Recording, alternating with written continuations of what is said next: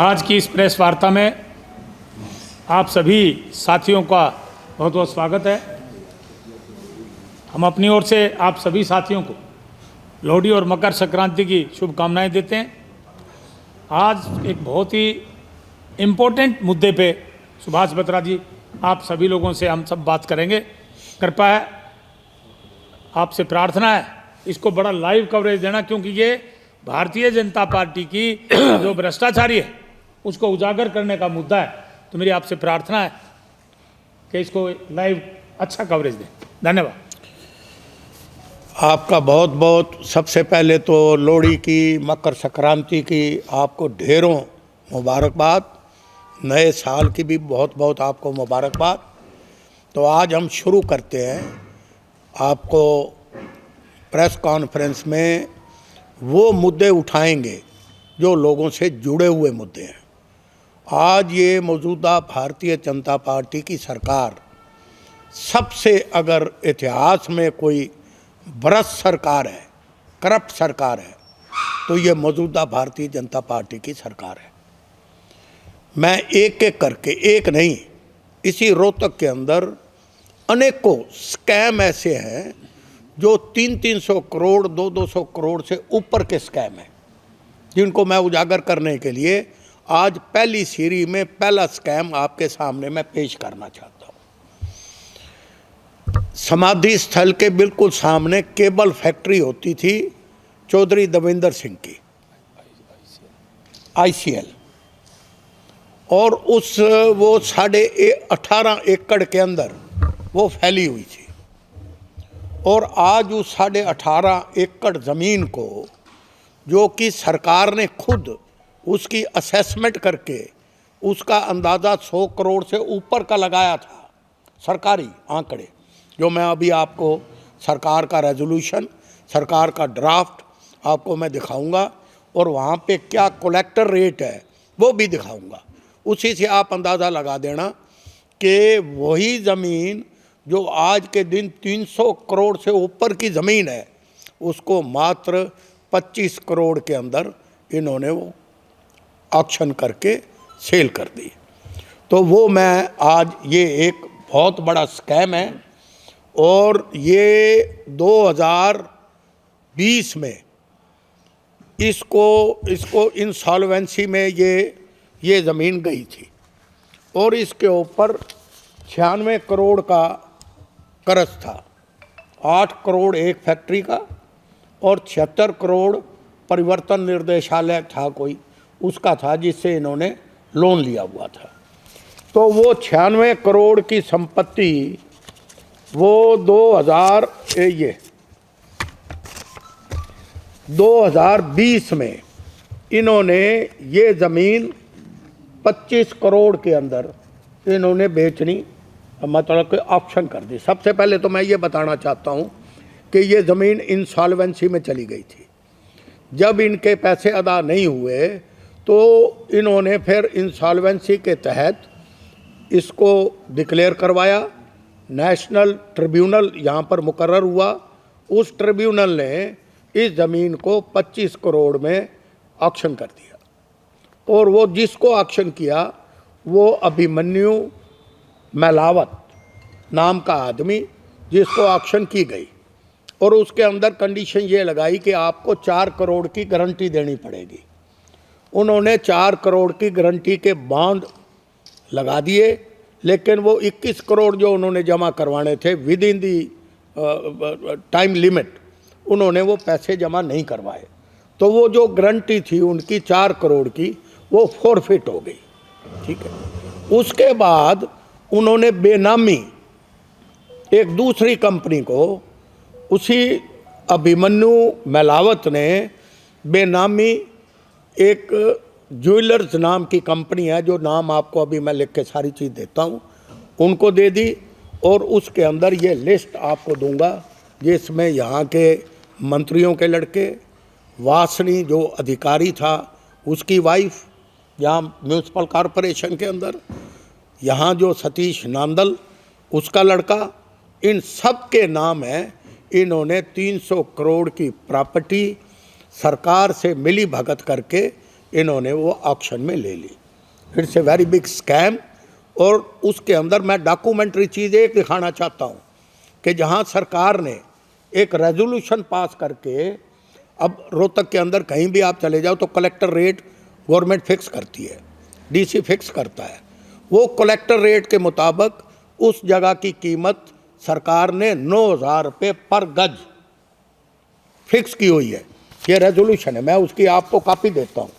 और वो 9,000 के हिसाब से वो जगह बनती है 80 करोड़ के करीब ऑफिशियल। लेकिन कलेक्टर रेट, आज शांतमई के पास कलेक्टर रेट है मान लो 1 लाख रुपए, वहाँ ज़मीन की कीमत है 5 लाख रुपए।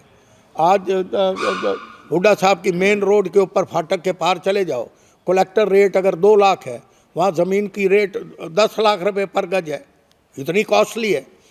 तो कलेक्टर रेट के हिसाब से भी उसकी जो वैल्यूएशन बनती है, जो सरकारी आंकड़ों के हिसाब से, वो वैल्यूएशन उनकी 80 करोड़ के करीब बनती है।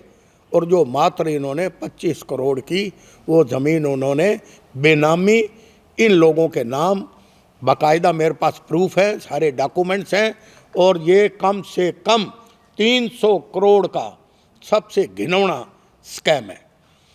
एक स्कैम तो ये, दूसरा स्कैम रोहतक भवानी स्टैंड में, आप तो सारे रोहतक के रहने वाले हो, सिटी थाना था, थाने का थाना बेच गए।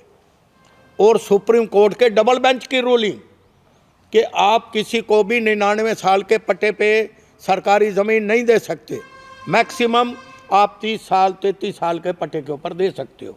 ये तो दिस इज अ लॉ। लेकिन वो 99 साल के पट्टे पे अपने ही परिवार के लोगों को मिली भगत करके, वो मैं स्कैम अगली बार दिखाऊंगा। आज तो मैं यही आपके सामने पेश करना चाहता हूँ।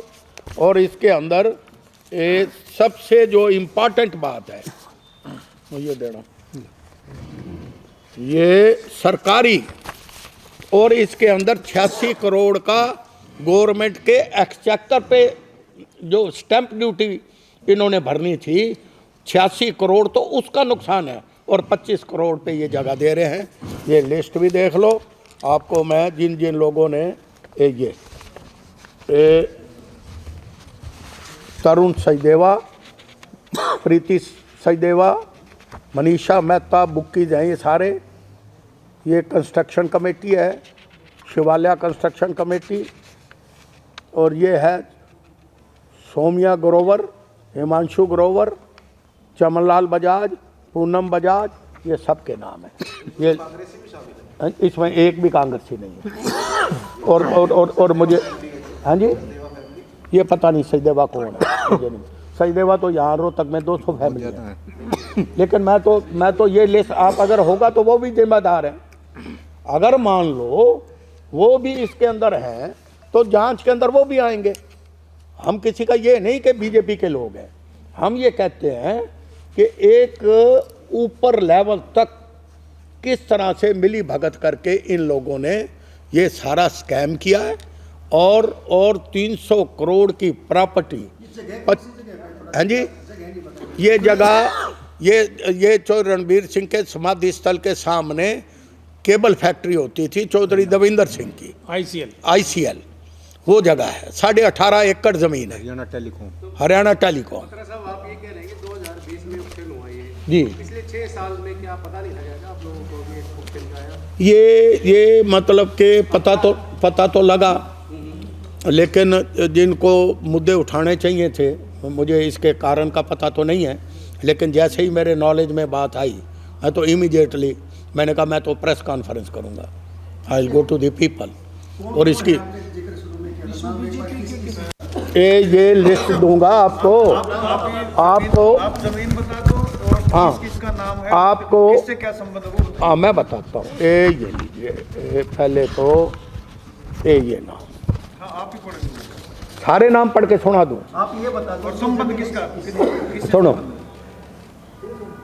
प्रीति सचदेवा मुझे नहीं पता कौन है, मनीषा मेहता मुझे नहीं पता, लेकिन राजकुमार जी हैं। मेन चीज़ है तरुण सचदेवा, आगे आ जाओ, जो मेन आदमी, ये Shivalaya construction company limited Satish Nandal की है, ठीक है। ये तो नाम बता दिया आपको। आगे आ जाओ, ये है वासनी, ये चारू वासनी, जो यहाँ पर वासनी साहब थे, जो आज भी लगे हुए हैं, उनकी वाइफ या उनकी लड़की हो सकती है, मैं कनेक्शन बता रहा हूँ आपको। ये है जी सोमिया ग्रोवर, मुझे नहीं पता, ये आप पता कर लेना। हिमांशु ग्रोवर, सनोप भी लिखा हुआ है क्या? हाँ जी, सनोप भी है क्या? हाँ वो सारे नंबर दे रखे हैं, टेलीफोन नंबर भी दे रखे हैं। सनोप भी है क्या? हाँ, सन ऑफ नहीं दे रखा। चमनलाल बजाज, इन्होंने कितना कितना अमाउंट ये इकट्ठा किया है, और वो जो 21 करोड़ रुपए इन्होंने जो जमा करवाए हैं, ये वो फिगर है, वो डिटेल है, उन सब के नाम है। ये ज़मीन 18.5 एकड़ जमीन। इन्होंने इंडिविजुअली लिखी हुई है क्या इसमें? हाँ जी, इंडिविजुअल लिखी हुई है, कितने पैसे में कितने लिए ये? नहीं, ये जिन्होंने लिया है, जो बेनामी है, उनका नाम है, डिटेल सारी चीज़। जिन्होंने पहले तो इस 25 करोड़ में अभिमन्यु मेलावत, पहले तो उसने ली। कौन अभिमन्यु मेलावत कौन है? वो गुड़गांव के रहने वाले हैं। ये अभिमन्यु अलावत एक आदमी है, ठीक? मेलावत। अब अभिमन्यु मेलावत तो पीछे हट गया, उसने आगे बेनामी फर्म इन लोगों ने बना ली। बेनामी कौन कौन है, ये नाम आपको बता दिया जी। इसमें मेन जो हैं ये सतीश नांदल और ये ग्रोवर, ये हैं। और इन्होंने फिर अपने अपने आदमी किन किन को शामिल किया है, क्या फर्म है, ये तो यही बताएंगे, जांच का विषय है, ये मैं तो नहीं बता सकता। लेकिन मैं इसके अंदर सीबीआई की जांच की डिमांड करता हूं कि ये पूरा एक 80 करोड़ से ऊपर का रेवेन्यू जो सरकार। अच्छा, फिर सबसे ज़्यादा इम्पॉर्टेंट बात यह है कि अपीलेंट कोर्ट जो है, नेशनल ट्रिब्यूनल जो है, वहाँ अपील करनी चाहिए थी गवर्नमेंट को कि हमारी सरकार को इतना स्टैंप ड्यूटी का नुकसान हुआ है। They did not go to the appeal, ये अपील में भी नहीं गई सरकार। हाँ जी, मैं बताता हूँ आपको, पूरा रिकॉर्ड है। ये कोई किशोरी लाल है जिसने ये प्रॉपर्टी बेनामी, जिसके किशोरी लाल, जिसकी वर्थ खुद की 1.5 लाख की नहीं है, उसके नाम कोई प्रॉपर्टी नहीं है, लेकिन बेनामी है, उसके नाम पे किया है। और ये है जी आपका ये सरकारी, that the price of the land in question is as the collector rate of the area is 9,000 per square yard, ठीक है जी। लैंड, और ये इसकी वैल्यूएशन बढ़ती है सरकारी 74 करोड़ 98 लाख, अप्रॉक्सीमेटली 75 करोड़ के करीब।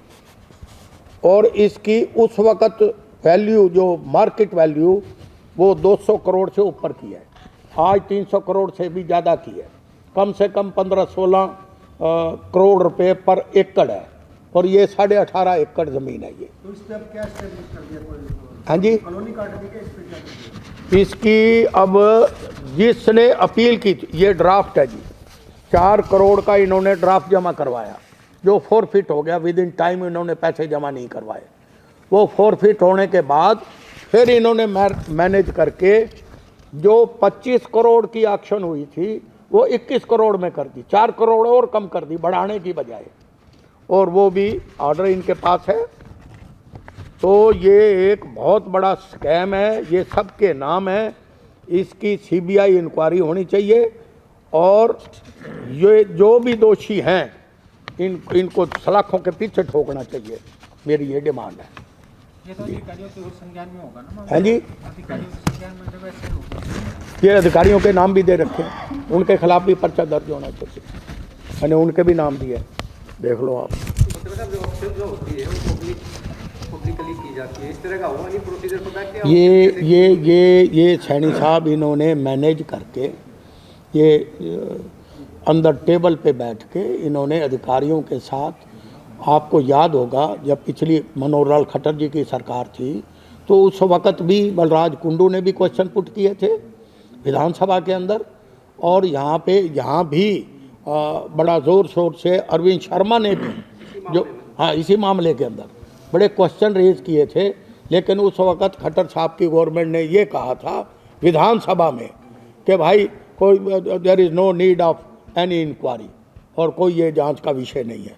उन्होंने इसको मतलब के सिरे से नकार दिया था, हशप कर दिया था। तो ये बड़ा सीरियस मैटर है, और इसके अंदर मैं ये कहता हूँ कि इसकी CBI इंक्वायरी होनी चाहिए, और जो दोषी जिन्होंने मिली भगत की है, सरकार भी जिम्मेवार है, ये पिछली सरकार जिम्मेवार है।